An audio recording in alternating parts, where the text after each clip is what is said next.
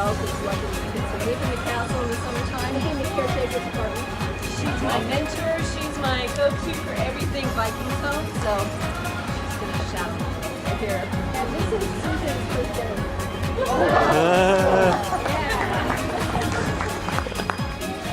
So bear with me. I'm also having a little throat issue here, so I thought this live.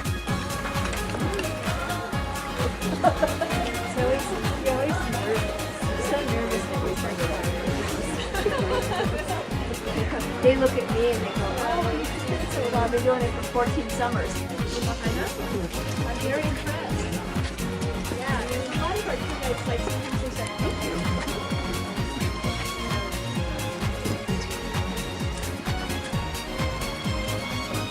Thank you very much. Hi. There you go. So, welcome to Vikingholm. This is the main living room of the castle. I want to tell you first how this tour is going to work. We do have kind of a lot of people in here, so we'll try to get you out to the courtyard. We're going to do a little bit of history in this room. We're going to go out to the courtyard and describe what's going on out there. And then the last 10 minutes of the tour, you're going to be allowed to roam through the castle, so you can come back, explore this room, explore the upstairs. We just ask that at all times you do stay behind the ropes. The last thing we want to hear are those little alarms going on off stairs. So if you could do that for us, that would be great. So I'm just going to give you a little bit of history on Mrs. Knight. She was born Laura Josephine Small in Galena, Illinois in 1864. Her father was a corporate lawyer, and they lived in Galena in Chicago area. No, in the Chicago area. I'm sorry. Evanston, Illinois. Evanston, Illinois. Okay. And at 18, she ended up marrying one of the gentlemen that worked in her father's law practice, James Moore. They made their home in Evanston, Illinois. They also had a home in Lake Geneva, Wisconsin. So the Moores were very, they were in with the seed money. They started up a lot of companies that were starting up at that time, and they provided the seed money, and they got kind of into the bottom floor of companies like Nabisco, Standard Oil, Shell Oil, Union Pacific, so a lot of those type of companies. And so they did very well for themselves. Their services compensated by shares of the company. So that's where the money came from. Right. Yeah, that's where the money comes from. They had one son, Nathaniel. In 1910, he did pass away. He had a very weak health, but he was married prior to his passing to Helen Fargo of the Wells Fargo fame. So that was pretty exciting there. But he did pass away at 25, which really devastated the Moores. The Moores traveled extensively through the world, and they made several trips to California.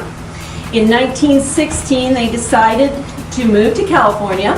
They bought a house, built a house in Montecito, just outside of Santa Barbara, and that was their winter home. And after, not too long after they moved to California, Mr. Moore's health was not very well, and he did end up passing away. So Mrs. Knight was on her own at that point. But a few years later, she did end up marrying a family friend. His name was Henry French Knight, and he was from St. Louis. So they made their home in St. Louis. And during their marriage, they became good friends with a young aviator by the name of Charles Lindbergh. Mrs. Moore was so impressed with this young aviator that she became one of the primary financial backers of his solo flight across the Atlantic to Paris. And in recognition to her for her support, he did name his plane the Spirit of St. Louis after their hometown where they lived. So that marriage, the Knights' marriage, did not last long. They were divorced, and shortly after the divorce, Mrs. Moore purchased this property and created Vikingholm. At that point, she was a single lady in her 60s, and she decided this was going to be the last big project that she was going to take on. She was a very generous woman. She took very good care of her staff. They were very loyal to her. Some of them were with her from 14 to 40 years. She made sure she would come up here with about 15 staff members. She had double of everything so that the staff could have time off to enjoy the area. And she took very good care of her staff. During the Depression, she kept them fully employed. And at her passing, she left each one $1,000 for each year of service that they had with her. So that person that was with her for 40 years, that was a pretty good chunk of money. She did put some of the children, like the chauffeur's children, through college. She also built churches for her church, made many big donations to the church. She was very fond of children. She supported the Boys and Girls Club. She created scholarships for young women to continue their education so they could go to college. So she really gave back to her communities. So she was a very generous woman. Okay, so we're going to talk a little bit about what's going on in here. When Mrs. Knight was traveling Scandinavia, she was scouting out furniture for the house. She was unable to purchase too many of the original antiques there because it was really hard to bring those back. But she was able to purchase a few pieces. We have examples of that in here. They're 17th century. This is a three-legged peasant chair that she brought back from Finland. Over there is the oak chieftain's table that she brought back from Norway.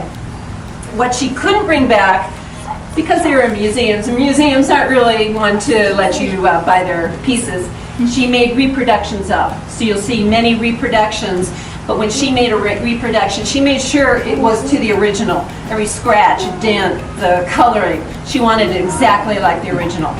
This piece right here is a bridal table. It was given to a young Swedish girl by her parents upon her marriage. And you'll see her initials and the groom's initials painted on the other side along with their marriage date.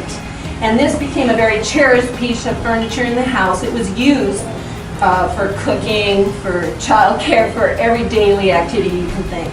A wider panel because that was customary in the Vikingholm. So it's you'll see from 18 inches to 30 inches wide. It's 1 inch thick. And it has been treated. You see the beautiful stain that's throughout the house. That was customary in the Scandinavian homes. It's a water-based stain. Then they put on a layer of banana oil, and after that they put on a clear white wax, and these have not been touched since 1929.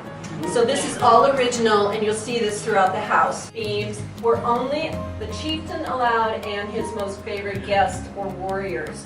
Everybody else had to be outside of the beams, and they would serve here on the snowfall. So this is just open into some of the drawers. Yeah.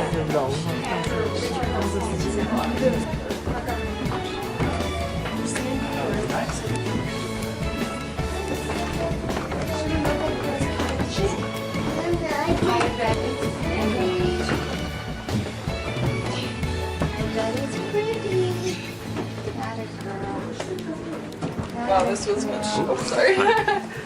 This was much larger than I thought it was going to be.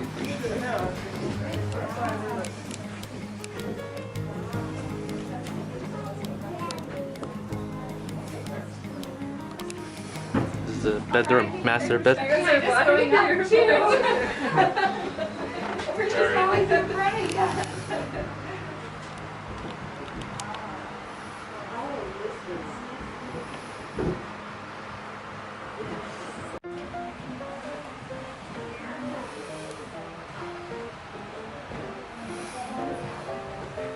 Then go this way.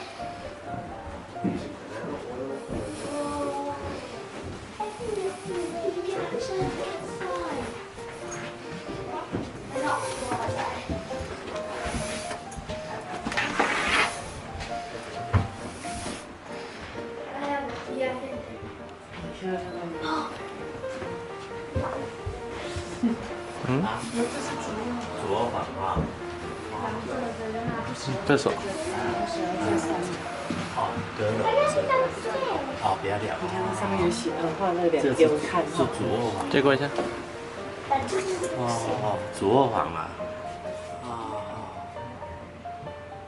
可以看湖景啊。右边。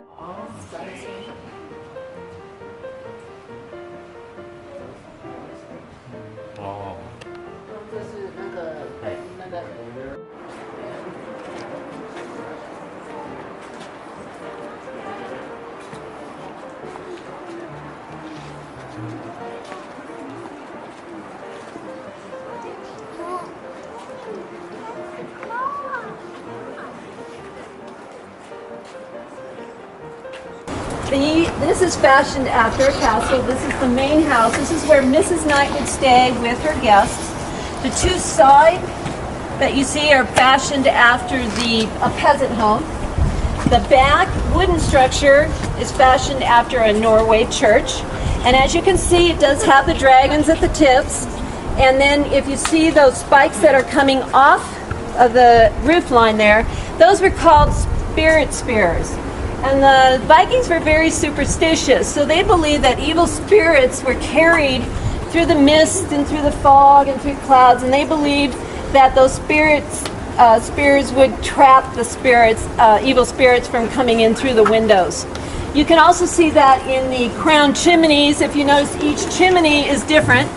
The superstition was the same for evil spirits. They believed that the spirits could not make it through those little slots in the sides.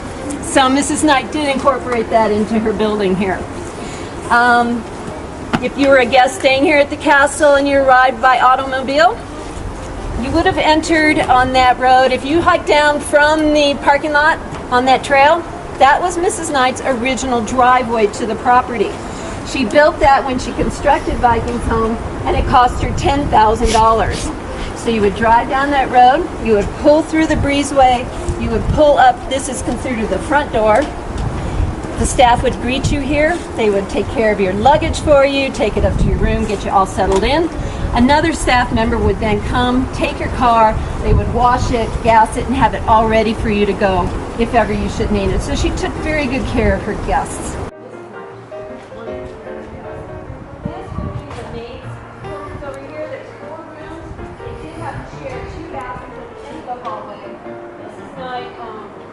None of her maids were allowed to be married. They were all single women. Next to that was the maid pantry where they eat their meals. And it was the kitchen would be right in this area where you see these windows. And then the pantry would be off to the side of that. As you go in through the door here, if you go to the right, you're going to go upstairs. There are 7 bedrooms with 7 baths upstairs. The first part is for the guests, which is the furnishings in this house, which is very unusual for these older houses, and they've been passed over and over. So we thank them both. We thank Mr. West's generosity for doing this in California, safe harbor. Otherwise, we would not be here. So we're going to let you walk around. There's the main room that's open. You can give me one of the strap back that way. We want to thank you all for the great Vikings today, especially in this sport.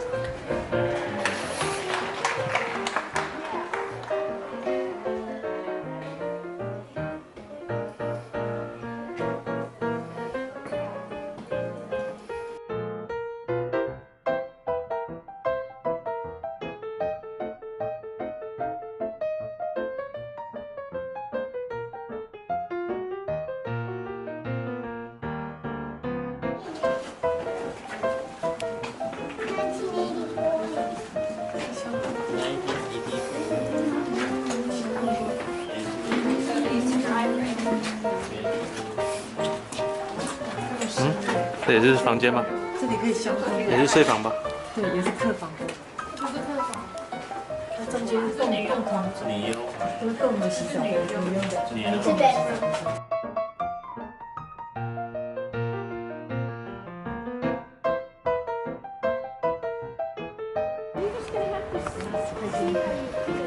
There seems to be something cool over here.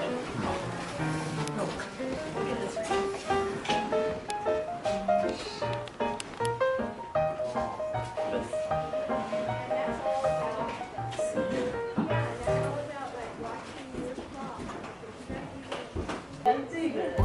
借过一下。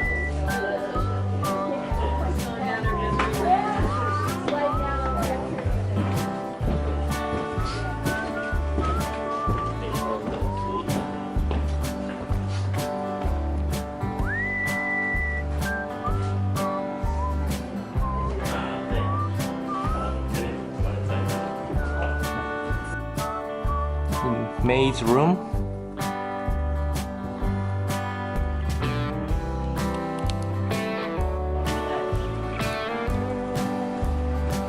Sulla low exit.